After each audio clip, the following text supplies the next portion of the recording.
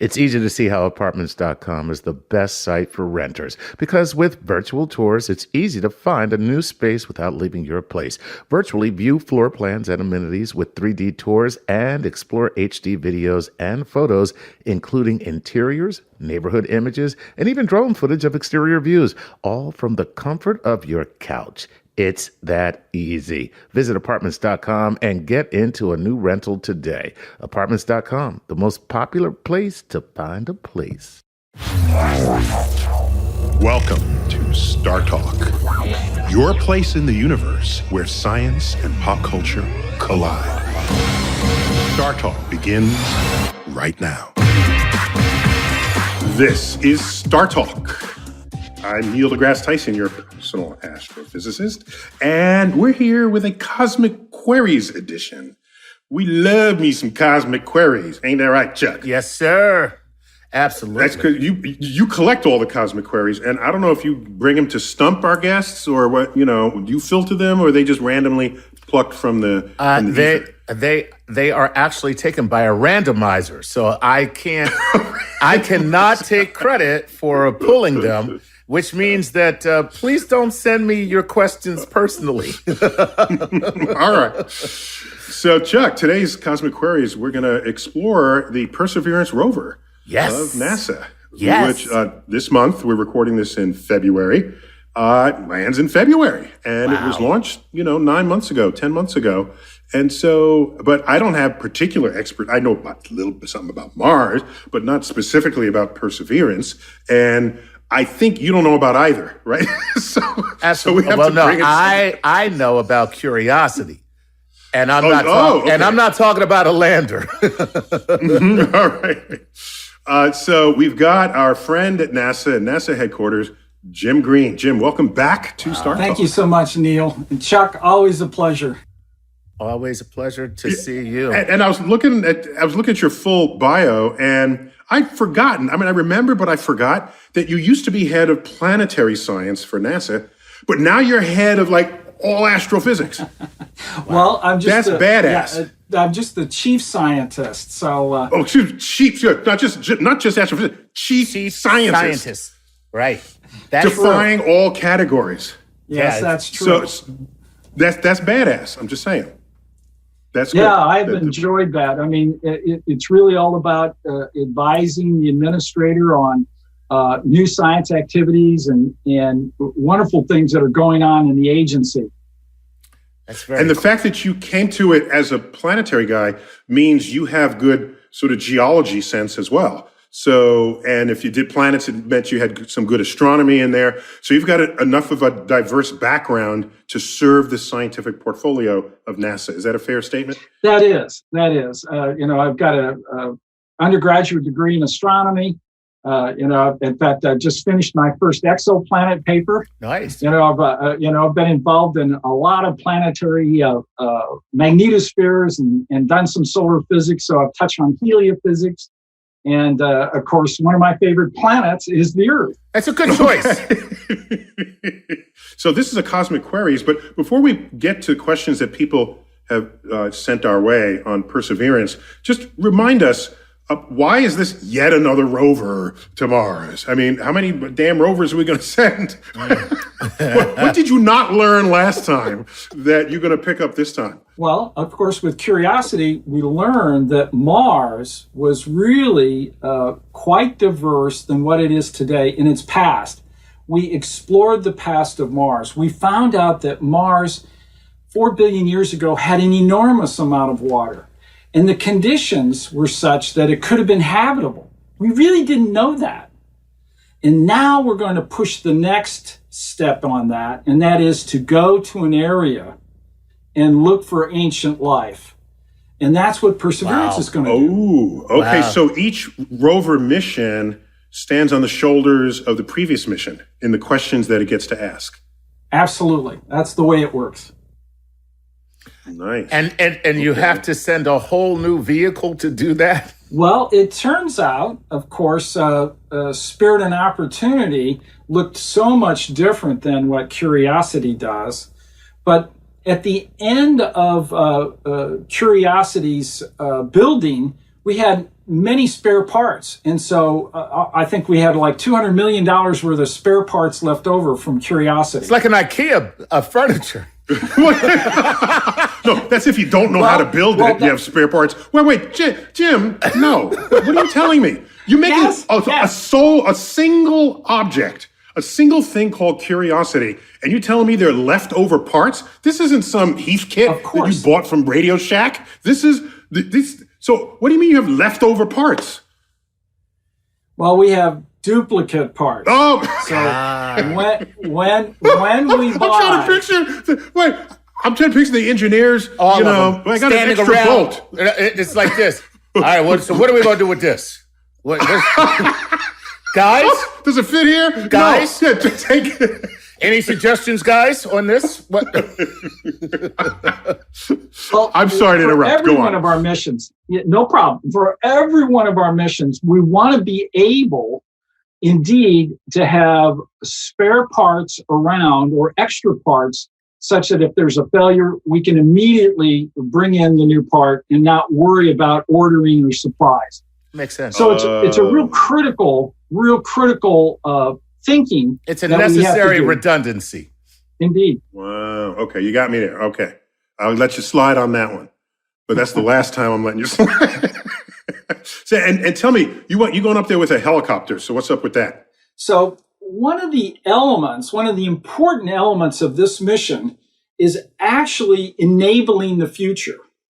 And to do that, we're going to push the envelope on our understanding of getting around on Mars. And a helicopter is really a unique idea to do that.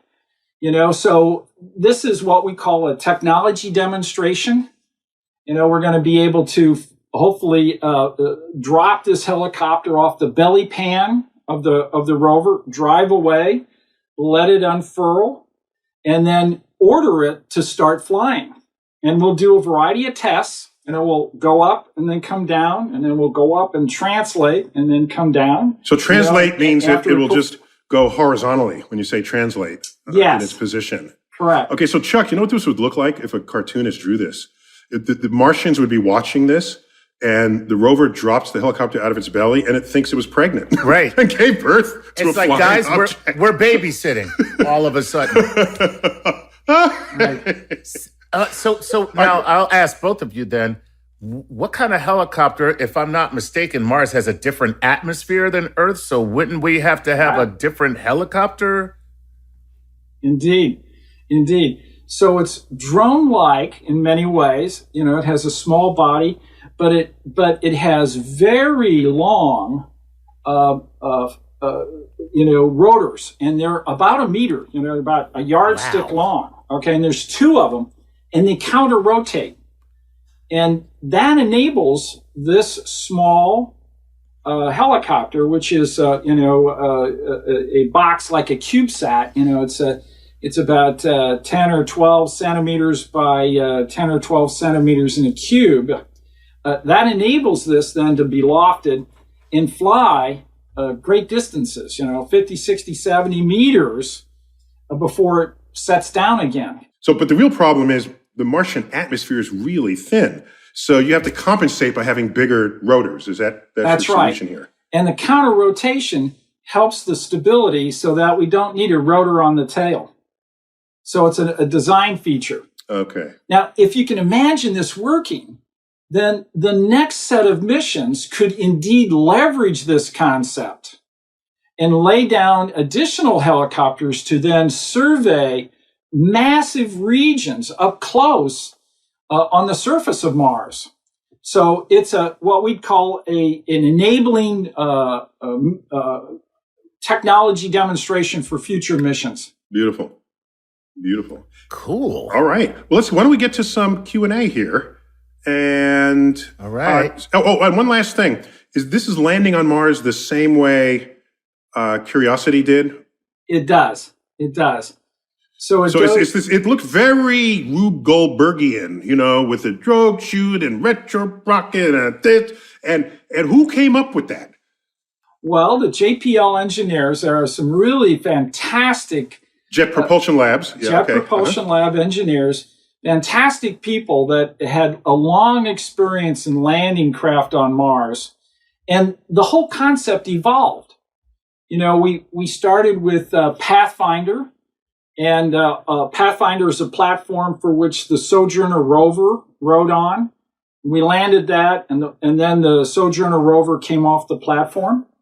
And then we had Spirit and Opportunity. Wait, you didn't land that one. You bounced that one, if I remember correctly. We bounced it. You bounced it with some airbags. We did. Yeah. We did. And we used that same concept for Spirit and Opportunity, Spirit and Opportunity. And they bounced, of course, and then when we deflated the bags, the rover sits upright on a platform and then drives off. I loved how low tech it was for something to do something high tech afterwards. I'm going to say there's something really genius about using a hoppity hop to land a sophisticated piece of space machinery. That's incredible. Well, for Spirit and Opportunity, we believe it bounced perhaps as much as 30 times before it actually settled down on the surface, where we could deflate the bags and then move it off the platform. So imagine this now. Now we're going to build a bigger rover. Okay, Spirit and Opportunity are less than 200 kilograms. Okay, and now we're going to do 1 metric ton. Okay, so 2,000 kilograms, 1,000 kilograms. 1,000 kilograms, 5 times what Spirit and Opportunity were. Okay, so the concept is, we start out with a platform. Can we put it on a platform and then figure out how to land the platform? The problem was the center of gravity was too high. So if it's on the platform, it's going to flip over. So now we can't land it on the platform. You don't want that. Don't want that. I can tell that right now. Okay. So then the next evolution in thinking is, okay, let's put the platform on top of the rover. All right?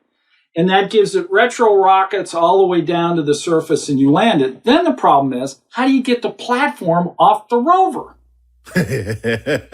So then the unique idea is, let's hover it and lower the rover down to the surface while the platform is hovering at about 20 meters.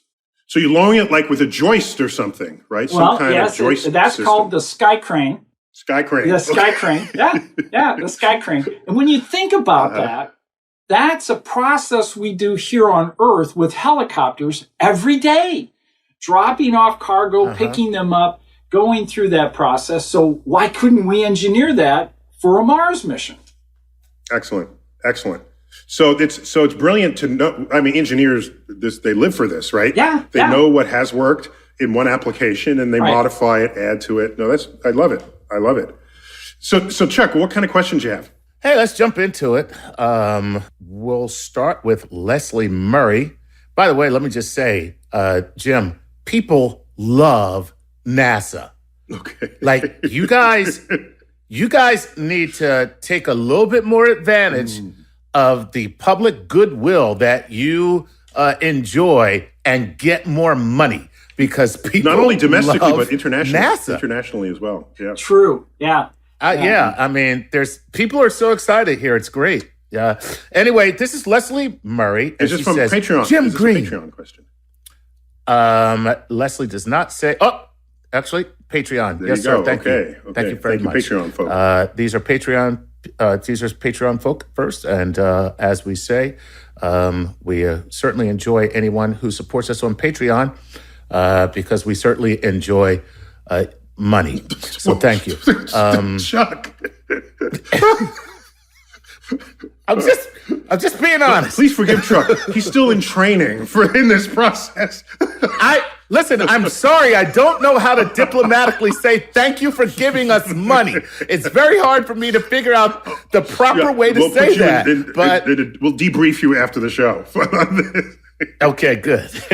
All right. So what's that first question? All right. This is Leslie Murray, Patreon. She says this.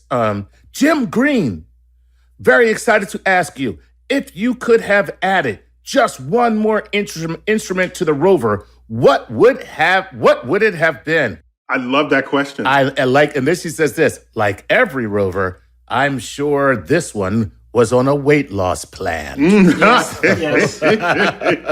Well, I have to tell you, of course, I was head of planetary. We'd landed Curiosity. That worked great. And we began the concept of, we need to bring back samples. We need to go and get the rock samples that tell the history of Mars. And we need to bring them back. And that was the thrust of what Perseverance is going to do, and how we were able to convince NASA and the administration and then Congress to support this next move. So the instrument I wanted, that I dearly would have loved to have on it, I actually got it on. And that is an audio instrument. You know, we've never landed on Mars and listened, you know, to the wind, to what we can hear. And we now have two microphones on. Okay, when you said audio instrument, you meant microphone. I know. I meant a microphone. Yeah, because I got to tell you, Jim, when you said audio instrument, I was like, what a waste of money. You sent a radio to Mars? Who? What? Why not put some cup holders on it? Who is listening? Who is listening to whatever? But no, yeah, exactly. But no, the microphones, that's okay, so it adds another dimension to our senses. It does. For what we think of and feel about Mars. Very good. Okay. So, oh my God. So when this thing lands and you deploy these microphones, we're going to be able to like go to NASA and listen to what Mars actually sounds like. But even before I guess the dust storms and things. Even before we land, we're going to turn on one of the microphones during the landing process. Oh my God. So we will hear what's going on inside the capsule as it hits the top of the atmosphere, and in huge temperature variation just outside the heat shield is going on as it's burning away the material on the heat shield, and then the sky crane all the way down to the surface. So we turn it on right away. Okay, now, since I've been Zooming for 11 months now, I just want to make sure, do you have a mute button? Because that can be problematic. Well, not that I'm aware of. We do have an on and off button, but okay, good. Our hope is that everything will survive intact and we'll be able to use this engineering microphone as it moves. And the reason why that's so important, what we found out with Curiosity is as it went over some rough terrain, the rocks were literally breaking the aluminum wheels, you know, poking through them. And so the engineering microphone is designed to hear the creaking and the cracking and the moving. And then that's an element of the diagnostic of the environment that we're in that helps manage the rover and its assets to keep it going. This is that old story. You take your car into the shop and they ask you, well, what's wrong with it? And you say, well, it's making this sound and it goes like there's the acoustic diagnostics. In this case, we'll be able to play it. Play it back. Just before we go to break, is the carbon dioxide atmosphere such that frequencies will come across differently in the sound? Yeah, really good point. So, will you have to shift it to like an Earth spectrum of audio so we'll actually know what's going on, or we're just going to enjoy the higher or lower frequencies commensurate with the mixture? It'll be lower, you know, so turn up your bass.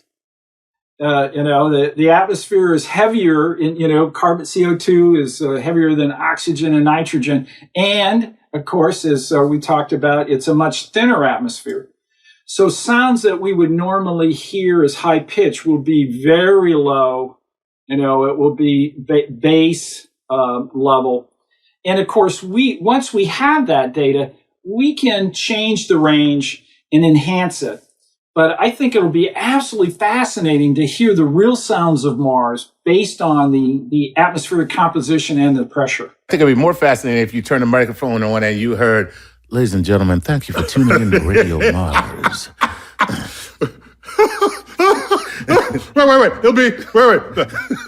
And now, this is the Martian version of Barry White. And then it's a frequency so low you can't even hear the frequency. Right. So we're taking a quick break. We're going to come back with Jim Green, Chief Scientist of NASA. We're talking about the Perseverance rover on Star Talk.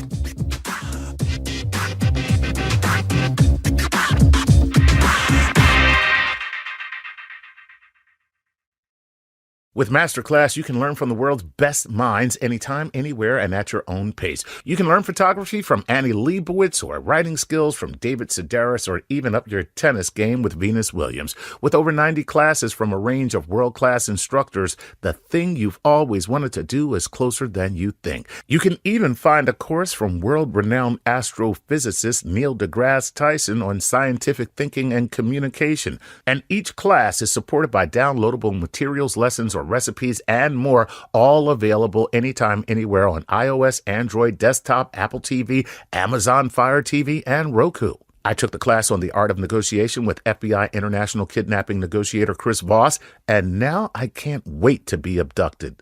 All right, seriously, I learned a lot of things that I never considered, and I highly recommend you check this out. Get unlimited access to every masterclass, and as a Star Talk listener, you get 15% off an annual membership. Go to masterclass.com/StarTalk. That's masterclass.com/StarTalk for 15% off. I'm Joel Cherico, and I make pottery. You can see my pottery on my website, cosmicmugs.com. Cosmic Mugs, art that lets you taste the universe every day. And I support Star Talk on Patreon. This is Star Talk with Neil deGrasse Tyson.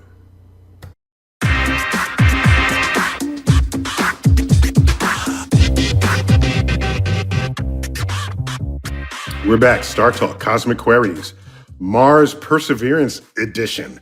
I got Chief Scientist James Green. Jim, just welcome back to Star Talk. It's always great to know you're there for us.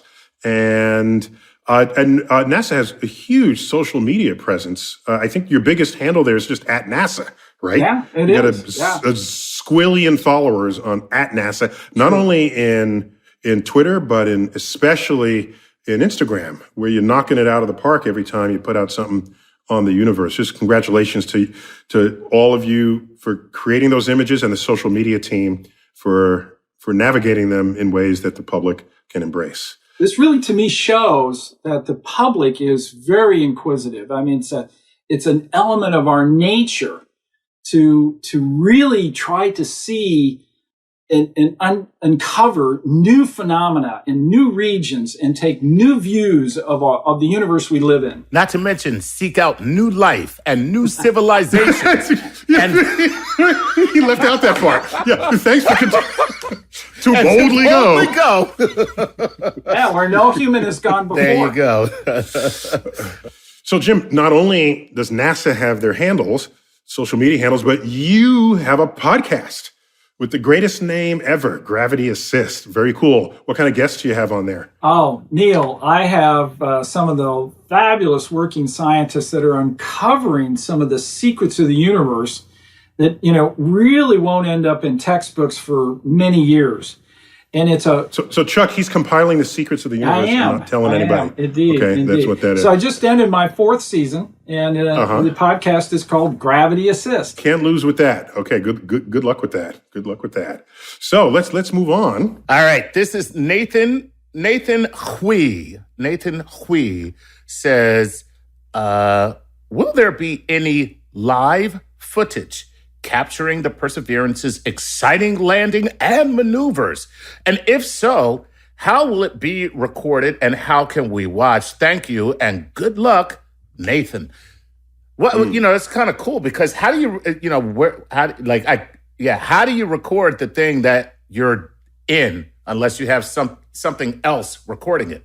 Yeah, camera out on a boom or something. So what are you doing there? Yeah, right. So what of course happens is we'll begin to unfurl a variety of things. So, and one of the first things that will come up will be our major camera.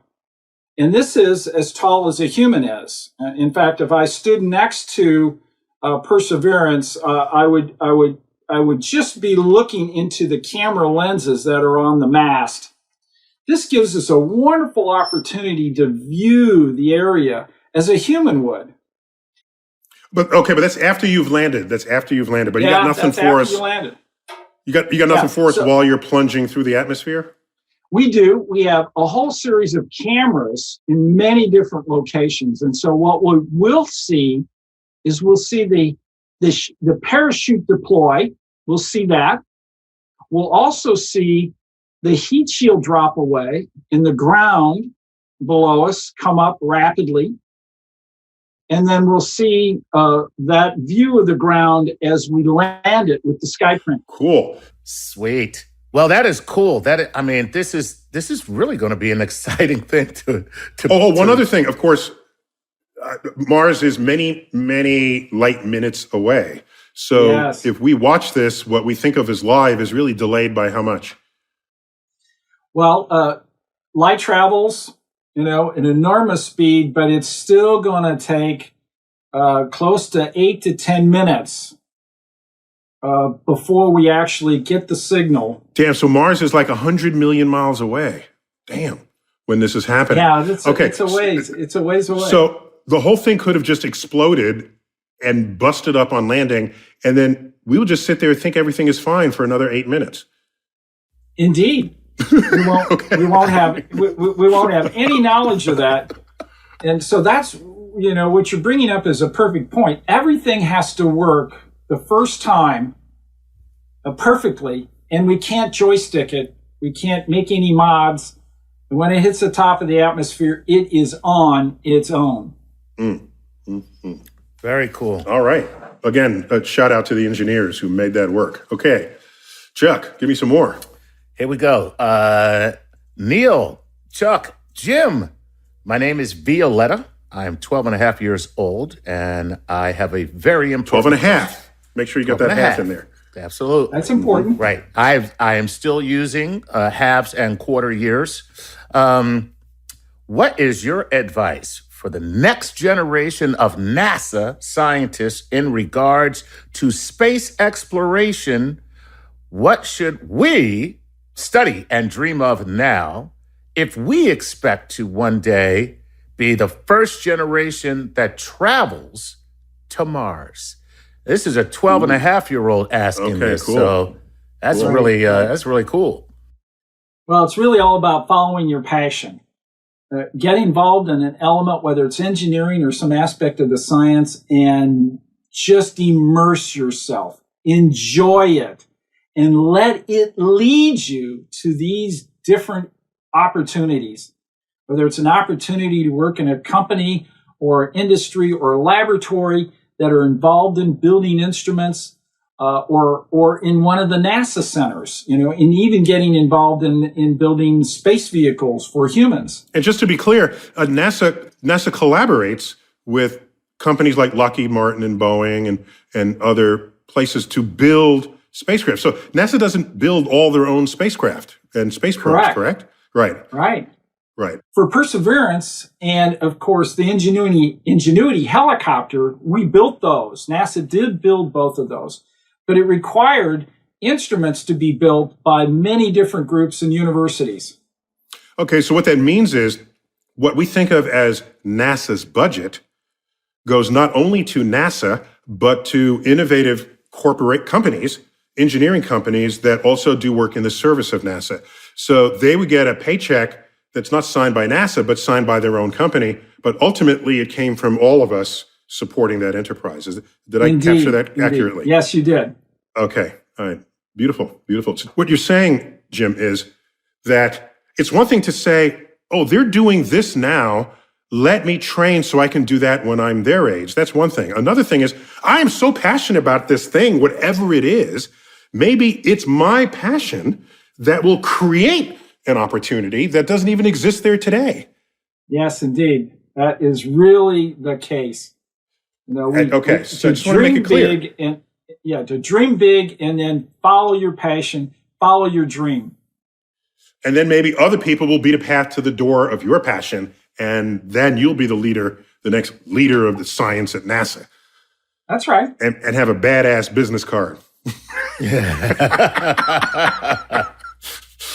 All right, Chuck, keep it coming. All right, here we go. This is Toby Sonnenberg, who says, "Hey, Neil and Jim, how can NASA predict which rocks may hold signs of an ancient biochemistry if that biochemistry is completely alien to us?" I think, that there may be some assumptions being made in that question, but still, yeah. No, they're excellent assumptions. So, Jim, if we're looking for life as we know it, are you going to miss life as we don't know it? As we don't. Wow. Indeed, we don't want to just look for life as we know it. We need to be open-minded. And that requires getting the samples back. The ancient history of Mars is in that rock record. And we're going to, create a core. So it's a core is like basically a cylinder that you extract from the object, and then you have the full record of layering within it. That's right. So somewhere in this time history, life may have arisen on Mars. All right. So now we have to bring this back because we can't in any way interrogate this sample on the surface of Mars. Where were you on the night of July 10th? You can't use the word interrogate in front of black people. They have a whole other understanding of that word. Okay? I misspoke. Sorry. Not your fault. Not your fault. I'm just saying. Oh, God, that was funny. Okay. Oh, God. Oh. You're interrogating your core sample. Go. Yes, to do that analysis, we then want to put the core in a sleeve, and then we'll lay it on the ground for later pickup by another mission. And so we're actually planning now to pick up the sticks, to pick up the cores. Yeah. Brilliant. And then we're building a Mars ascent vehicle to bring it back. Now, it's the analysis of the rock record is forever. If we get it back here on Earth, we can interrogate it. We can create theories on, hey, we might see different types of life than we expected.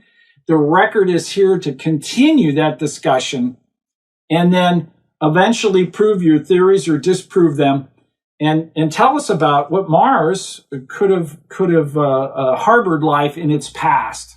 Wow. So at the risk of stating the obvious, the geologist can see back in time simply because the stratification of geologic forms and structures preserves that. And that is their analog to what we do in astrophysics, whereas we look out in space, we look back in time because light takes time to reach us. So the farther away we look, we can see 1,000 years into the past, 1,000,000, even 1,000,000,000. So I've always felt geologists were our kindred souls. One looks down, the other looks up in this exercise of decoding the history of nature. So in the same analogy, astrophysicists look at different frequencies of light, all right, because it tells them different things.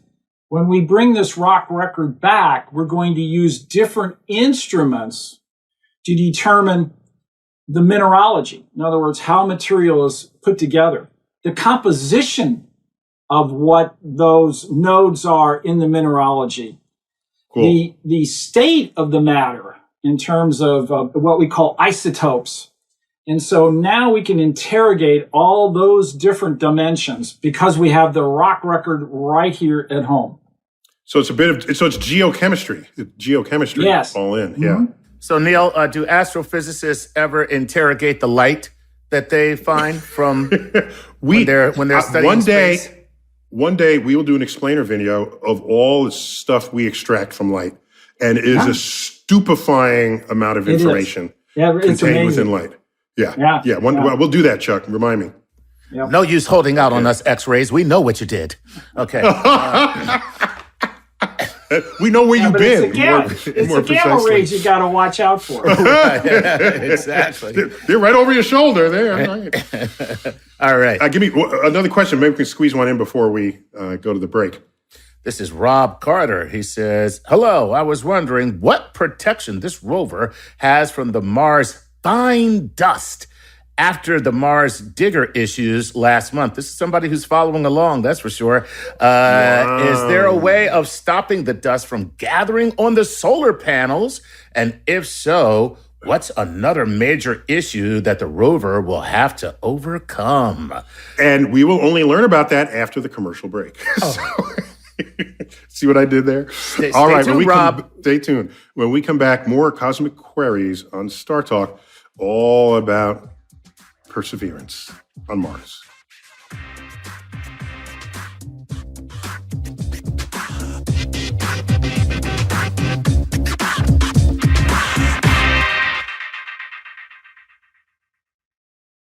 Hey, it's that time. Time to give a Patreon shout-out to the following Patreon patrons: Yancey L. Sanford, Tyrell Carson, and Nina Barton.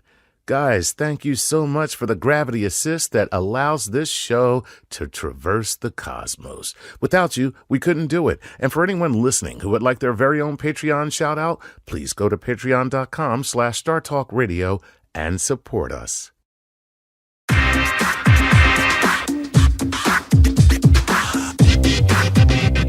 We're back. Star Talk. Cosmic Queries. Perseverance. Speaking of perseverance, I had nothing to do with the show, but I got to say it. This morning, took my 92-year-old mom to get her COVID vaccine. Ooh. Yay! That is amazing. Wonderful. Up at Harlem Hospital. So there it is, 92, and she's ready. She's ready for more. She's ready to rock and roll now. Rock and roll. She's ready to rock and roll. She's like, Nia, where we going? Where we going now? Let's go. Where we going? We can get out the house. I said, Ma, I don't get my shot yet. Okay, my category hasn't come up yet. Okay, so Chuck, give me some more questions for Jim Green, chief scientist at NASA. Okay, so when we left off, Rob Carter had asked about the protection of the Mars rover from the very fine dust of Mars, citing the digger issues of last month. I don't know what that is. And then he says, is there a way of stopping the solar panels from gathering dust as well? And what other issues have you foreseen that the rover will overcome? So those are all of his questions. Boom. So indeed, Perseverance looks just like Curiosity, and it has its own power system. It's using radioisotope power. It's using plutonium-238. And plutonium-238 is really hot. You put this against a thermocouple, which creates a voltage difference, which charges a battery. And then it's like having your iPhone plugged in the wall all the time. All your instruments work. So this can be coated with dust. We don't care because we've brought our own power supply. And you work at night as well, right? It doesn't matter if the sun is up or down. Okay. Yeah. Mm-hmm. But what's really exciting from the question, I think your listener is interested in what's happening also with InSight, which has solar panels. And the solar panels, of course, will accumulate dust. But one really exciting thing that this InSight, the name of the lander on Mars, is seeing is the dust is being blown off, and it's not from the twisters that it has seen. Spirit and Opportunity does, but it's from the same phenomena. It's just not visible. So the atmosphere has these vortices that indeed blow the dust away, and we don't need a dust devil to do it. Well, okay, but how about the machinery and the moving parts? You know, you can't bring anything to the beach here on Earth because sand might get in it, and that ruins everything. You certainly don't want to ride a bicycle on the sand. So won't the dust get inside the moving parts, and isn't that bad? Well, that's a good point. But indeed, the rover is really sealed well. And in the compartments that it has, like Curiosity, would be meant to acquire material and then shut off. So we don't see that as a problem. You know, it's like keeping your windows up and your car doors shut, all right? And you can operate well inside, even during snowstorms. Remind me what InSight was? InSight is a lander that landed on Mars in November 2018 and deployed a seismic system that allows us to hear Mars quakes. Cool. And it's measured over 500 of them since then. Mars quakes. Indeed. And this is telling us a lot about the inside of Mars and the fact that we now believe that Mars, at least partial part of the core, is liquid. We didn't know that before. Very nice. Chuck, keep going. All right. Let's go to Mikey Taylor from Illinois. How do rovers, most sensitive instruments, survive entry? And is there a chance that they can be damaged? I like that. Yeah, that's a really important question because we now know that we have to build them to be rugged. So understanding that right off the bat is critical in developing the right capability to survive what we call the vibrations and the loads that occur by moving quickly. So there's the launch sequence and the shaking of the rocket and moving at high G. And then there's the landing, where we're going to go from the top of the atmosphere to the surface in 7 minutes, going through various loads. So once you know that, you have to design it and build it that way, and then test it. So you have a bunch of shock absorbers for everything built into the structure of the system, right? Otherwise, the accelerations will be felt directly by the instruments themselves. You want to absorb that away somehow, I guess. That's the task. Well, that's one method right? of doing that. Other methods are let it shake, and then you have to build it such that it will withstand those vibrations. Image stabilization, kind of. Nice. Okay, I hadn't thought I hadn't thought about build the sucker so that it can shake and bake. And then it doesn't matter. Then you don't have to waste weight on building cushions for it. That's interesting. I like that. Right. I like that idea. Okay. Cool. All right. This is ST20IC says, will this take better quality photos? So are we talking iPhone 5 or iPhone 12 Pro? What are we looking at? What are we looking at photo-wise? Well, we're indeed looking at the beautiful Mars photos in higher resolution. We're also having high-resolution cameras on the end of the arm so that we can get up really close to the rocks, hit them with X-ray, look at the glow, and image that, and really understand a lot about the mineralogy and the composition before we decide to drill a hole and bring back that sample. Wow. Wait, is that famous alpha proton X-ray spectrometer? It's similar. Yeah, it's similar. This is called Pixel. It's designed to zap the rock with X-rays, let it fluoresce, but also image it. Also image that, okay? So is that an acronym for something? Pixel? Yeah, because I'm going to tell you something. In the name department, you guys are losing. Alpha proton X-ray spectrometer. The geologists love that instrument. Because it sounds like my tax dollars went to do something. And you gotta hype it up, Jim. You gotta hype it up. You can't just be like, so we got this great technology. It's called Pixel. No. You gotta hype it up, Make it sound like a diabolical weapon on Batman, right? Right, alpha, beta, bioaquaduloop, something. All right, so this instrument sits on the end of the arm and fires a ray gun at really high intensities, glowing the rock, heating it up, and letting it tell us what it's made of. Give that man an extra $1 billion just for that sentence. Go. We're going to call it our photophaser spectrograph. Photophaser. It's our photophaser spectrograph, like something. Just make it sound like something that would be on Batman, out of Batman's utility belt. It's not the ray gun on stun, it's on kill. It's on vaporize, yes. There you go. Vaporize. Nice. All right, Chuck, we're in lightning round mode right now. So how many questions you can get through. And Jim, you're in soundbite mode. Okay. Here we go. Samuel King. Samuel King wants to know this. Tell the truth. Jim, is this one of the first steps to terraforming Mars? Could be. And the reason why is we're going to learn so much about the environment that we'll then take that knowledge to terraform Mars. Ooh, okay. Ooh. Foundational knowledge. I like that. Good soundbite, too. Get A+ on that soundbite. Nice. Okay, Chuck, give me another. All right. Seishio Shiro wants to know this. How do you guys pick the right place to land? We want to go to the best place where we can get samples, and that's why we're going to a delta, an ancient area on Mars where water and sediment is landed on the bottom and created rock. A delta like the Mississippi Delta. Mm-hmm. Guaranteed to have layers. Yeah. Because it's been sedimented. Sediment. Nice.